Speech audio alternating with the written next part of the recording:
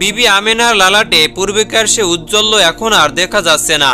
এতে নবীজির দাদা কান্ত উদ্বিগ্ন হয়ে বিবি আমেনাকে ডেকে জিজ্ঞাসা করলেন, কি হে আমেনা, তুমি কি জাগ্রত নাকি নিদ্রিত?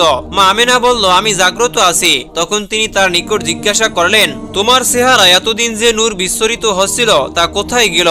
তোমার লালাটে যেটা আর দেখা যাচ্ছে না, ব্যাপার কি মা? মা আমেনা রাদিয়াল্লাহু তাআলা আনহু বললেন, আব্বা, ওই নূর তো আমার ছিল না, তা যার ছিল সে তো এইমাত্র আমার গর্ভ হতে ভূমিষ্ঠ হয়েছে।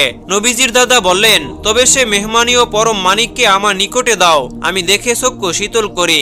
আর তখন জবাবে আমেনা রাদিয়াল্লাহু তাআলা আনহু বললেন, আব্বা, একটু ধৈর্য ধরুন, আপনি তো শিশুর দাদা, সবসময় তাকে দেখতে পারবেন। এখন একটু অসুবিধা আছে বলে শিশুকে আপনার কোলে দিতে পারছি না। আমেনা রাদিয়াল্লাহু তাআলা আনহু এর কথা শুনে তিনি নিজেকে অপমানিত বোধ করলেন এবং রাগে অধীর হয়ে ঘরের মধ্যে প্রবেশ করতে উদ্যত হলেন। কিন্তু হঠাৎ এক ভীষণ আকৃতির লোক নবীজির দাদাকে বাধা দিয়ে বলল, তুমি এখন ঘরের মধ্যে প্রবেশ করতেই পারবে না, কেননা এখন ঘরের ভিতরে ফেরেশতাগণ শিশুর পরিচর্যায় রত।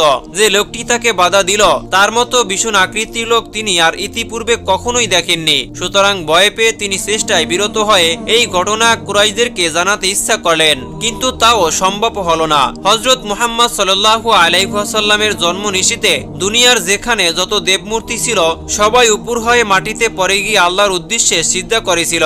আল্লাহ পাকের প্রেরিত পুরুষের দাদা আব্দুল মুত্তালিব যে কালের একজন অতি শক্তিশালী, প্রভাবশালী, জ্ঞানী, গুণে অতুলনীয় ব্যক্তি ছিলেন। এর কিছুক্ষণ পরে নবীজির দাদাকে ঘরে যাওয়ার অনুমতি দেওয়া হলো। তিনি সাথে সাথে পুত্রবধূর ঘরে আগমন করে নবজাতক শিশুকে দুহাতে জড়িয়ে ধরে পবিত্র কাবায় প্রবেশ করেন এবং শিশুটির নাম রাখেন মুহাম্মদ। সমগ্র আরবে আর কারো এমন কোনো নাম ছিল না যার অর্থ সর্বোচ্চ প্রশংসিত।